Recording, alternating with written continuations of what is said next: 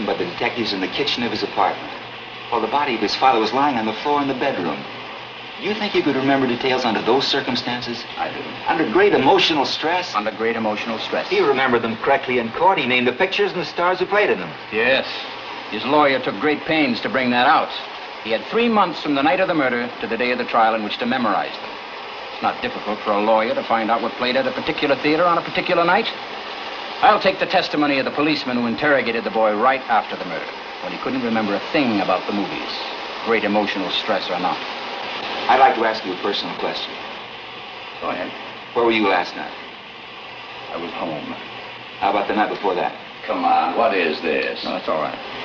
I left the office at 8:30 and went straight home and to bed. And the night before that? That was Tuesday night, the night of the bridge tournament. I played bridge. Monday night? When you get down to New Year's Eve, 1954, let me know, huh?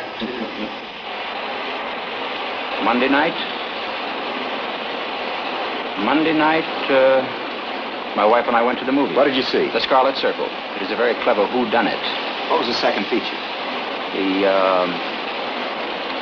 I'll tell you in a minute. The remarkable Mrs.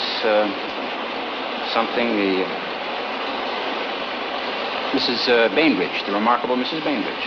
I saw that. It's called The Amazing Mrs. Bainbridge. Yes, The Amazing Mrs. Bainbridge. I think that's right. Who was in The Amazing Mrs. Bainbridge? Barbara Long, I think it was. A dark, very pretty girl. Lynn or Long, something like that. Who else?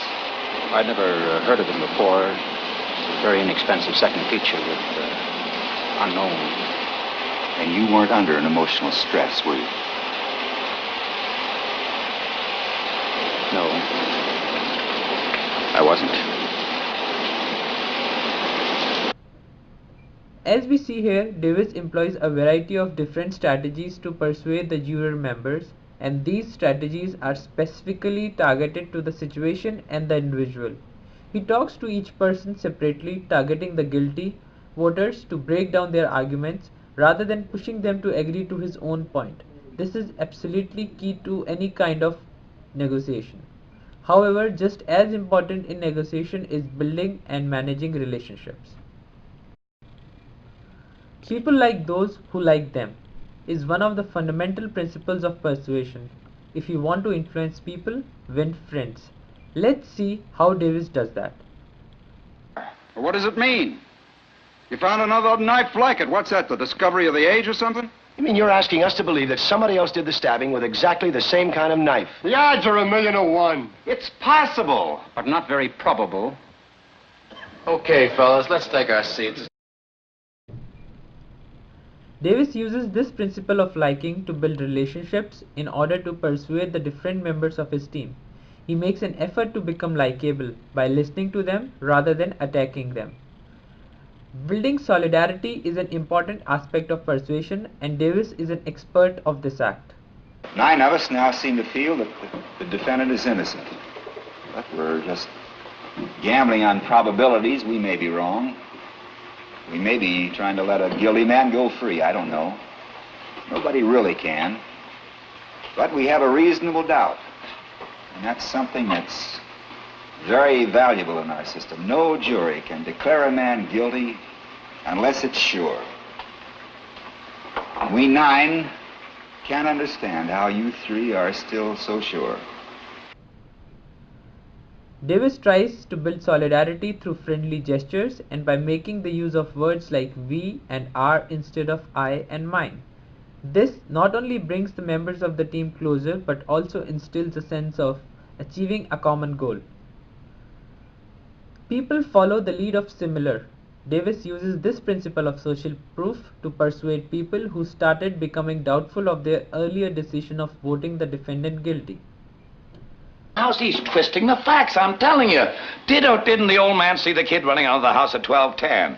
Well, did or didn't he?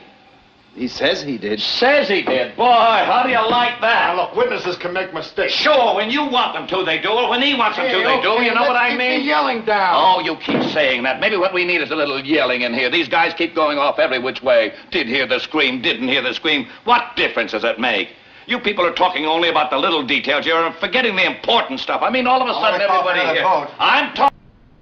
Human beings rely on the people around them for cues and how to think, feel, and act. Persuasion can be extremely effective and when it comes from peers.